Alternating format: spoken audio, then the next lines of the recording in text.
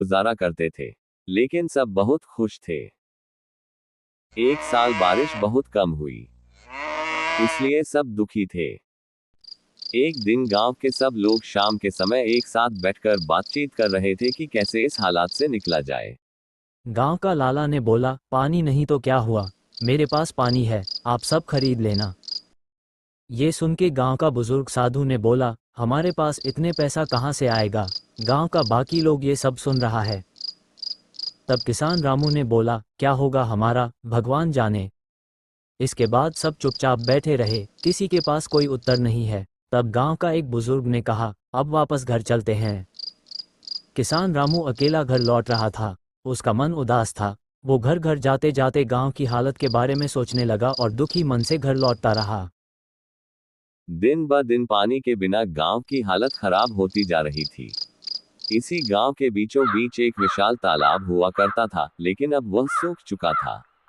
बारिश का पानी बिना सहेजे बह जाता और गांव वालों को पीने के पानी से लेकर खेतों की सिंचाई तक के लिए तरसना पड़ता। एक दिन रात में रामू बहुत चिंतित थे। यह देखकर उसकी बीवी उसके पास आकर बैठी। रामू बहुत गरीब किसान थे। उसने अपनी पत्नी गीता से कहा, अगर हम सब मिलकर इस तालाब को फिर से खोद लें, तो बारिश का पानी इकट्ठा हो सकेगा। गीता ने आंखें घुमाई, अरे तुम अकेले ये काम कैसे करोगे? सालों से ये तालाब सूखा पड़ा है। रामू ने और भी गहरी सोच में डूब गए। लेकिन रामू ने हार नहीं मानी। अगले दिन सुबह सुबह वह अपने बैल मोटू को लेकर तालाब की ओर चल पड़ा। उसने फावड़ा उठाया और खुदाई शुरू कर दी। पहले दिन गांव के लोग उस पर हंसे। गांव का बुजुर्ग श्यामलाल आकर बोला, रामू तू नहीं कर पाएगा, छोड़ दे। लालाजी आकर बोले, अरे रामू तू ये क्या कर रहा है? इतना बड़ा तालाब तू अकेला कैसे खोदेगा?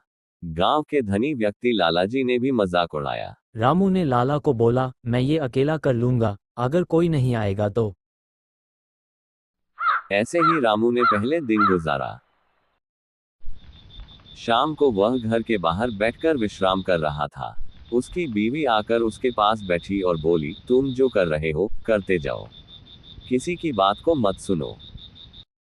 दूसरे दिन लालाजी फिर आकर रामू से बोले, रामू तू छोड़ दे, तेरे से नहीं होगा। लेकिन रामू बोला, कोशिश करने में क्या हर्ज है?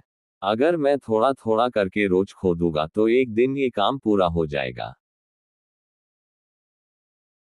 तीसरे दिन रामू तालाब खोद रहा था। गांव का एक बच्चा चिंटू रामू के पास आया और बोला, काका